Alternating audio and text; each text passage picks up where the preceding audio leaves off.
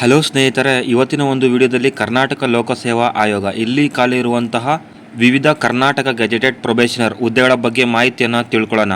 ನೀವಿಲ್ಲಿ ಮೊದಲನೇದಾಗಿ ನೋಡ್ತಾ ಇದ್ದೀರಾ ಸೇವಾ ವೃಂದದ ಹೆಸರು ಮತ್ತು ಖಾಲಿರುವ ಒಟ್ಟು ಹುದ್ದೆಗಳ ಸಂಖ್ಯೆ.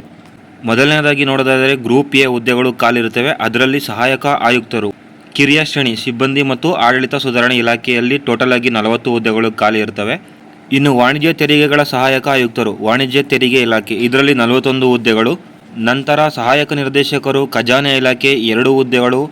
ಕಾರ್ಯನಿರ್ವಾಹಕ ಅಧಿಕಾರಿ ಅಥವಾ ಸಹಾಯಕ ಕಾರ್ಯದರ್ಶಿ ಗ್ರಾಮೀಣಾಭಿವೃದ್ಧಿ ಮತ್ತು ಪಂಚಾಯತ್ ರಾಜ್ ಇಲಾಖೆ 40 ಹುದ್ದೆಗಳು. ಡಿವೈಎಸ್ಪಿ ಆಡಳಿತ ಇಲಾಖೆ 9 ಹುದ್ದೆಗಳು ಹಾಗೂ ಸಹಾಯಕ ನಿರ್ದೇಶಕರು ಗ್ರೇಡ್ 1 ಸಮಾಜ ಕಲ್ಯಾಣ ಇಲಾಖೆ 20 ಹುದ್ದೆಗಳು. ನಂತರ ಜಿಲ್ಲಾ ಹಿಂದುಳಿದ ವರ್ಗಗಳ ಕಲ್ಯಾಣಾಧಿಕಾರಿ ಸಹಾಯಕ ನಿರ್ದೇಶಕರು ಪ್ರಾಂಶುಪಾಲರು PETC ಹಿಂದುಳಿದ ವರ್ಗಗಳ ಕಲ್ಯಾಣ ಇಲಾಖೆ ಇಲ್ಲಿ 7 ಹುದ್ದೆಗಳು. ಟೋಟಲ್ ಆಗಿ ಗ್ರೂಪ್ ಎ 159 ಹುದ್ದೆಗಳು ಖಾಲಿ ಇರ್ತವೆ.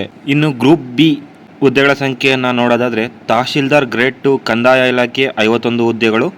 ವಾಣಿಜ್ಯ ತೆರಿಗೆ ಅಧಿಕಾರಿ ವಾಣಿಜ್ಯ ತೆರಿಗೆ ಇಲಾಖೆ 59 ಹುದ್ದೆಗಳು. ಕಾರ್ಮಿಕ ಅಧಿಕಾರಿ ಕಾರ್ಮಿಕ ಇಲಾಖೆ 4 ಹುದ್ದೆಗಳು. ಸಹಾಯಕ ಅಧೀಕ್ಷಕರು ಇಲಾಖೆ ಕಾರಾಗೃಹ 3 ಹುದ್ದೆಗಳು. ಸಹಕಾರ ಸಂಘಗಳ ಸಹಾಯಕ ನಿಬಂಧಕರು ಸಹಕಾರ ಇಲಾಖೆ 12 ಹುದ್ದೆಗಳು. ಸಹಾಯಕ ನಿರ್ದೇಶಕರು ಸಹಕಾರ ಸಂಘಗಳ ಲೆಕ್ಕ ಪರಿಶೋಧನಾ ಇಲಾಖೆ 9 ಹುದ್ದೆಗಳು. ಅಬಕಾರಿ ಉಪ ಅಧೀಕ್ಷಕರು ಆರ್ಥಿಕ ಇಲಾಖೆ 10 ಹುದ್ದೆಗಳು. ಉದ್ಯೋಗಾಧಿಕಾರಿ ಕೌಶಲಾಭಿವೃದ್ಧಿ ಉದ್ಯಮಶೀಲತೆ ಮತ್ತು ಜೀವನೋಪಾಯ ಇಲಾಖೆ 3 ಹುದ್ದೆಗಳು. ಸಹಾಯಕ ನಿರ್ದೇಶಕರು 4 ಹುದ್ದೆಗಳು. ಮುಖ್ಯ ಅಧಿಕಾರಿ ಗ್ರೇಡ್ 1 1 ಹುದ್ದೆಗಳು.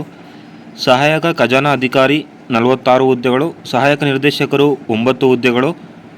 ಸಹಾಯಕ ನಿರ್ದೇಶಕರು 2 ಹುದ್ದೆಗಳು. ಶಾಖಾ ಅಧಿಕಾರಿ 5 ಹುದ್ದೆಗಳು. ಸಹಾಯಕ ನಿರ್ದೇಶಕರು ಸಮಾಜ ಕಲ್ಯಾಣ ಇಲಾಖೆ ಗ್ರೇಡ್ 2 7 ಹುದ್ದೆಗಳು. ಟೋಟಲ್ ಆಗಿ 225 ಹುದ್ದೆಗಳು ಖಾಲಿ ಇರ್ತವೆ. ನೀವು ಇಲ್ಲಿ ಗಮನಿಸ್ಕೋಬೋದು. ಒಟ್ಟಾರೆ ಹುದ್ದೆಗಳು ಗ್ರೂಪ್ ಎ ಇಂದ 159 ಹುದ್ದೆಗಳು, ಗ್ರೂಪ್ ಬಿ ನಿಂದ 225, ಟೋಟಲ್ ಆಗಿ 384 ಹುದ್ದೆಗಳು ಇಲ್ಲಿ ಖಾಲಿ ಇರ್ತವೆ. ಇನ್ನು ಈ ಒಂದು ಹುದ್ದೆಗಳಿಗೆ ಅಪ್ಲಿಕೇಶನ್ ಫೀಸ್ ಅನ್ನು ನೋಡೋದಾದರೆ ಸಾಮಾನ್ಯ ಅರ್ಹತಾ ಅಭ್ಯರ್ಥಿಗಳಿಗೆ 600 ಅಪ್ಲಿಕೇಶನ್ ಫೀಸ್. ನಂತರ category 2A 2B 3A 3B ವರ್ಗದ ಅಭ್ಯರ್ಥಿಗಳಿಗೆ 300 ಅಪ್ಲಿಕೇಶನ್ ಫೀಸ್. ನಂತರ ಮಾಜಿ ಸೈನಿಕ ಅಭ್ಯರ್ಥಿಗಳಿಗೆ 50 ರು. ಪರಿಶಿಷ್ಟ ಜಾತಿ ಪರಿಶಿಷ್ಟ ಪಂಗಡ ಪ್ರವರ್ಗ 1 ಹಾಗೂ ಅಂಗವಿಕಲ ಅಭ್ಯರ್ಥಿಗಳಿಗೆ ಯಾವುದೇ ರೀತಿಯಾದಂಥ ಅಪ್ಲಿಕೇಶನ್ ಫೀಸ್ ಇರೋದಿಲ್ಲ. ಇನ್ನು ಈ ಒಂದು ಹುದ್ದೆಗಳಿಗೆ ಎಷ್ಟು ಸಲ ನೀವು ಎಕ್ಸಾಮನ್ನು ತಗೋಬೋದು ಅಂತ ನೋಡೋದಾದರೆ ಸಾಮಾನ್ಯ ಅಭ್ಯರ್ಥಿಗಳಿಗೆ 5 ಸಲ ಎಕ್ಸಾಮನ್ನು ತಗೋಬೋದಾಗಿರುತ್ತೆ. ಇನ್ನು ಪ್ರವರ್ಗ 1 ಪ್ರವರ್ಗ 2A 2B 3A 3B ವರ್ಗದ ಅಭ್ಯರ್ಥಿಗಳಿಗೆ 7 ಸಲ ಎಕ್ಸಾಮನ್ನು ತಗೋಬೋದಾಗಿರುತ್ತೆ. ಇನ್ನು ಪರಿಶಿಷ್ಟ ಜಾತಿ ಹಾಗೂ ಪಂಗಡದ ಅಭ್ಯರ್ಥಿಗಳಿಗೆ ಯಾವುದೇ ರೀತಿಯಾದಂಥ ಮಿತಿ ಇರುವುದಿಲ್ಲ. ಇನ್ನು ಶೈಕ್ಷಣಿಕ ವಿದ್ಯಾರ್ಹತೆ ಅಂದರೆ ಎಜುಕೇಷನ್ ಕ್ವಾಲಿಫಿಕೇಷನನ್ನು ನೋಡೋದಾದರೆ ಮಿನಿಮಮ್ ಯಾವುದಾದರೂ ಒಂದು ಯೂನಿವರ್ಸಿಟಿಯಿಂದ ಡಿಗ್ರಿಯನ್ನು ಕಂಪ್ಲೀಟ್ ಮಾಡಿರಬೇಕಾಗಿರುತ್ತೆ. ಹಾಗೆಯೇ ಕೆಲವೊಂದು ಹುದ್ದೆಗಳಿಗೆ ಮಾಸ್ಟರ್ಸ್ ಡಿಗ್ರಿಯನ್ನು ಕೂಡ ಕಂಪ್ಲೀಟ್ ಮಾಡಿರಬೇಕಾಗಿರುತ್ತೆ. ಅದರ ಜೊತೆಗೆ ನೀವು ಕನ್ನಡ ಮೀಡಿಯಮಲ್ಲಿ ಓದಿದರೆ ಅದರ ಒಂದು ಸರ್ಟಿಫಿಕೇಟ್, ಗ್ರಾಮೀಣ ಅಭ್ಯರ್ಥಿಯಾಗಿದ್ದರೆ ಅದರ ಒಂದು ಸರ್ಟಿಫಿಕೇಟ್, ಇನ್ನು ಜಾತಿ ಮೀಸಲಾತಿಯನ್ನು ಪಡ್ಕೋಬೇಕು ಅಂದರೆ ಅದರ ಒಂದು ಸರ್ಟಿಫಿಕೇಟ್, ಹಾಗೆಯೇ ಮಾಜಿ ಸೈನಿಕ ಅಭ್ಯರ್ಥಿಗಳಾಗಿದ್ದರೆ ಅದರ ಒಂದು ಸರ್ಟಿಫಿಕೇಟನ್ನು ನೀವು ಪಡ್ಕೊಂಡಿರಬೇಕಾಗಿರುತ್ತೆ.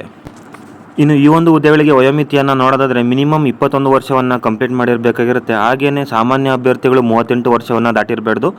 ನಂತರ 2A 2B 3A 3B ಅಭ್ಯರ್ಥಿಗಳು 41 ವರ್ಷವನ್ನು ದಾಟಿರಬಾರ್ದಾಗಿರುತ್ತೆ. ಹಾಗೆಯೇ ಪರಿಶಿಷ್ಟ ಜಾತಿ ಪಂಗಡ ಹಾಗೂ ಪ್ರವರ್ಗ 1 ಅಭ್ಯರ್ಥಿಗಳು 43 ವರ್ಷವನ್ನು ದಾಟಿರಬಾರ್ದಾಗಿರುತ್ತೆ. ಇನ್ನು ಈ ಒಂದು ಹುದ್ದೆಗಳಿಗೆ ಪ್ರಮುಖ ದಿನಾಂಕಗಳನ್ನು ನೋಡೋದಾದರೆ 4/3/2024 ಆನ್ಲೈನಲ್ಲಿ ಅರ್ಜಿಯನ್ನು ಸಲ್ಲಿಸೋದಕ್ಕೆ ಬಿಟ್ಟಿರ್ತಾರೆ. ಹಾಗೆಯೇ ಕೊನೆಯ ದಿನಾಂಕ 3/4/2024 ಆಗಿರುತ್ತೆ. ಹಾಗೆಯೇ ಪೂರ್ವಭಾವಿ ಪರೀಕ್ಷೆಯನ್ನು ತಗೊಳ್ಳೋದಕ್ಕೆ 5/5/2024 ದಿನಾಂಕವನ್ನು ನಿಗದಿಪಡಿಸಲಾಗಿದೆ. ಇನ್ನು ಈ ಹುದ್ದೆಗೆ ಸಂಬಂಧಿಸಿದಂತೆ ಎಕ್ಸಾಮ್ ಪ್ಯಾಟರ್ನ್ ಮತ್ತು ಯಾವ್ಯಾವ ಸಿಲೆಬಸ್ಸನ್ನು ಓದ್ಕೋಬೇಕು ಅನ್ನೋದನ್ನು ಮುಂದಿನ ವಿಡಿಯೋದಲ್ಲಿ ತಿಳಿಸಿಕೊಡ್ತೀನಿ. ಈ ಒಂದು ವಿಡಿಯೋ ಇಷ್ಟವಾಗಿದ್ದಲ್ಲಿ ದಯವಿಟ್ಟು ಲೈಕ್ ಮಾಡಿ, ಶೇರ್ ಮಾಡಿ, ಹಾಗೆ ಅತಿ ಹೆಚ್ಚಿನ ಹುದ್ದೆಗಳ ಮಾಹಿತಿಗಾಗಿ ನಮ್ಮ ಚಾನಲನ್ನು ಸಬ್ಸ್ಕ್ರೈಬ್ ಮಾಡ್ಕೊಳ್ಳಿ.